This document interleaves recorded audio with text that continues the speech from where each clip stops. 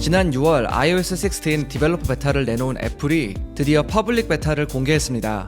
디벨로퍼 베타 같은 경우는 초기 버전이기 때문에 에러도 상당히 많은 편인데요. 반면에 이번에 나온 퍼블릭 베타 같은 경우는 이런 에러들을 상당히 많이 잡은 좀 안정적인 버전이라고 보시면 돼요. 물론 여전히 베타라는 타이틀을 갖고 있는 만큼 완벽하다고 볼 수는 없지만 그래도 좀 쓸만한 버전이라는 거죠. 이번 iOS 16은 아이폰 8 이상부터 업데이트를 할 수가 있고요. 아이폰 7이나 아이폰 6와 같은 모델들은 지원하지 않습니다. 이제 몇 달 뒤면 iOS 16이 공식적으로 나올 텐데 오늘은 iOS 16의 새로운 기능 5가지를 미리 알아보려고 합니다. 대부분의 사람들은 카톡을 이용하시지만 아이메시지를 사용하시는 분들도 좀 계신데요. iOS 16에서는 메시지를 보내고 나서 수정할 수도 있고 또 삭제도 할 수가 있습니다. 메시지를 보내고 나면 이런 식으로 수정이 가능하고요. 잘못 보낸 경우도 이렇게 삭제도 가능합니다. 메시지 잘못 보내놓고 후회하시는 경우들 있죠. 간혹 술 먹고 전남친 전여친 연락해놓고 이제 다음날 엄청 후회하는 경우들도 있어요.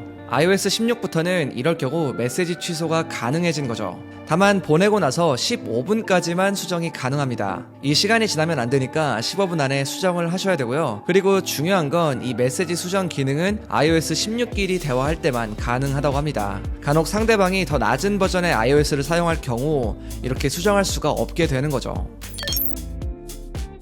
라이브 텍스트 기능도 업그레이드가 되었는데요. 라이브 텍스트 기능은 이미지 안에 있는 텍스트를 인식해서 복사를 하거나 번역도 바로바로 할 수 있는 그런 기능입니다. 잘 활용한다면 아주 유용한 기능인데 이번 iOS 16부터는 영상 안에 있는 텍스트도 인식을 할 수가 있습니다. 영상에서 라이브 텍스트를 사용하려면 일단 텍스트가 나온 부분에서 재생을 멈춰 주셔야 되고요. 이미지에서 인식하는 방법과 동일하게 텍스트를 선택해 주시면 됩니다. 기존에는 영상에서 라이브 텍스트를 사용하려면 장면을 캡처해서 할 수밖에 없었는데 이제는 영상에서 바로 할 수가 있으니까 라이브 텍스트를 자주 사용하시는 분들은 이번 업데이트가 상당히 유용하겠죠.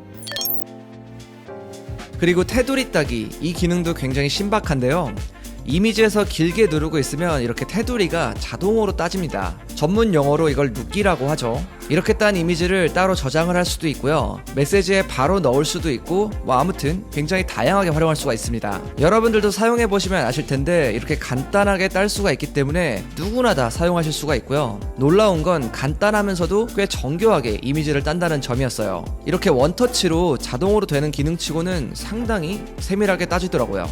제가 여러 번 테스트를 해봤는데 특별한 이미지만 가능한 게 아니라 거의 모든 이미지가 다 가능하더라고요. 인물 사진 모드로 찍은 사진도 가능합니다. 아이폰이 스스로 피사체와 배경을 인식해서 이 기능이 가능한 건데 저는 이 기능 엄청 유용하게 잘 사용하고 있어요. 아주 신박한 기능이었습니다.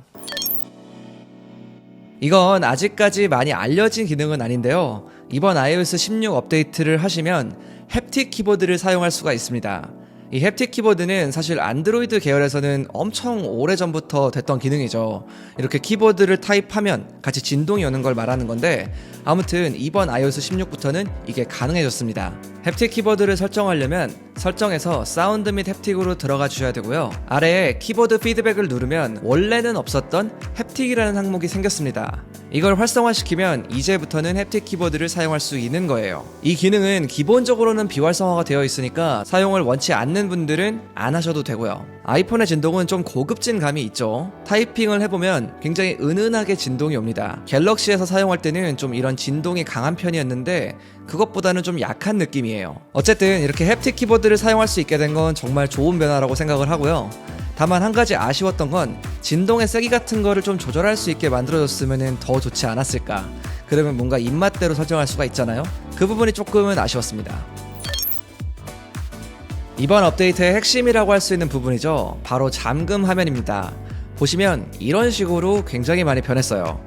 이렇게 업데이트를 하면은 여러 가지로 꾸밀 수가 있게 바뀌었는데 사진부터 시계 스타일 그리고 위젯까지도 다양하게 바꿀 수가 있게 되었습니다. 일단 화면을 딱 보면 기존과는 확연히 다르죠. 시계 폰트도 기존과 다르고 아래 여러 가지 위젯 같은 것들도 생겼습니다. 색상도 자세하게 보면 깔맞춤된 게 보일 거예요. 잠금 화면을 커스터마이징 하려면 화면을 길게 눌러주시고 아래에 커스터마이즈 버튼을 누르면 됩니다. 그럼 여러 가지 칸들로 나눠져 있는 게 보이실 텐데요. 여기서 바꾸고 싶은 부분 부분을 눌러주면 이렇게 다양한 폰트나 컬러로도 바꿔줄 수가 있고요. 시계 상단과 하단에 위젯들도 추가로 설정할 수가 있습니다. 제 화면을 보면 몇 가지 위젯을 제가 추가해놨죠. 위젯을 추가하려면 아래 위젯으로 들어가서 원하시는 위젯을 드래그해서 올려주면 됩니다. 클릭으로 해도 되긴 되더라고요. 이 위젯들을 자세히 보면 애플워치에서 자주 보던 컴플리케이션 같이 생겼죠. 여기서 간단한 날씨나 알림, 활동 등등 다양한 위젯들을 설정할 수가 있는데요. 저 같은 경우는 이 활동 앱이 이렇게 상시 켜져 있는 게 상당히 마음에 들더라고요. 물론 저는 애플워치를 항상 차고 다니기는 한데요. 워치페이스에서도 볼 수가 있긴 하지만 솔직히 스마트폰 이 화면 정말 많이 보잖아요. 이렇게 한눈에 딱 보이는 건 상당히 좋더라고요. 그리고 상단을 보면 여기에도 위젯을 추가할 수가 있는데요. 저는 날씨를 추가해놨는데 날씨 같은 경우도 이렇게 설정을 보면